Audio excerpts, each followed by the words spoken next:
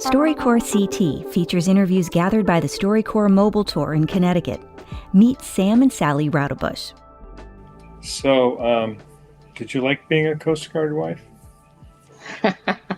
Did I like being a Coast Guard wife? Did I have a choice? Oh.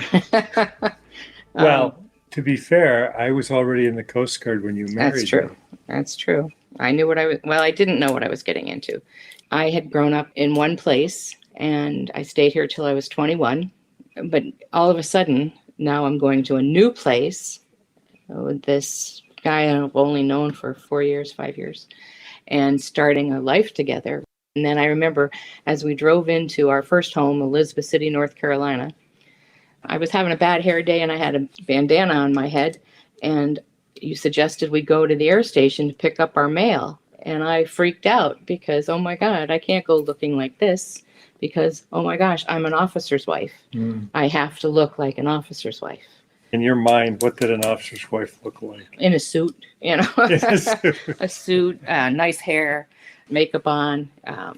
But I found that really wasn't the case, and that officers' wives were just like everybody else. There were some nice people, mostly nice people, and there were some that were, okay. But then you find that everywhere.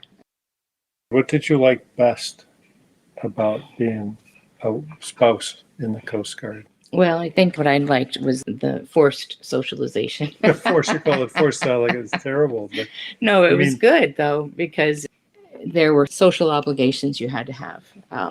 There were ceremonies to go to. There were dances to go to. There were dinners to go to. And I look back on it now since we've been out of the Coast Guard and then again since we've retired.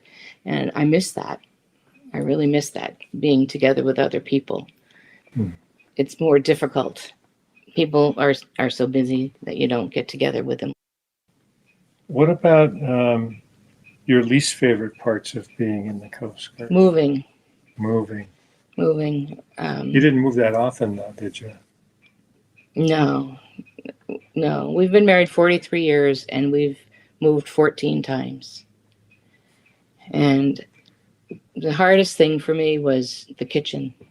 To set up your home for it to be, Were you being facetious when you said, no, we didn't move that often, only 14 times? 14 times. Well, a lot of people that I've met over the years have moved a lot more than that. But yeah, we've moved a lot. I thought it was important to get the house set up as quickly as possible so that it had familiar things around for the children, so that they could see that this is home again.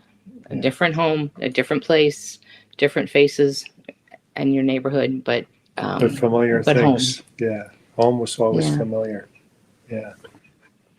Some of my, I think, favorite parts of our travels have been the people that we've gotten close to. Yeah. Just all the wonderful folks that are still parts of our lives. Yeah. All of these many years later. We've met so many people. We've worked with people.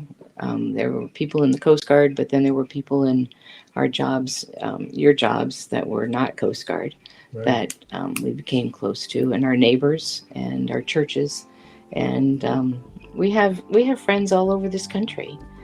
Yeah, it's nice. That's one of the best things of moving around as much as we did, meeting the people we did. Yeah. Sally and Sam Roudebush in Gales Ferry, Connecticut, produced locally by Connecticut Public Radio. See and hear more stories at ctpublic.org/StoryCorps-CT. The StoryCorps Mobile Tour is made possible by the Corporation for Public Broadcasting. StoryCorps CT is supported locally by Connecticut Humanities with funding from Connecticut's Department of Economic and Community Development, the Office of the Arts, and the state legislature.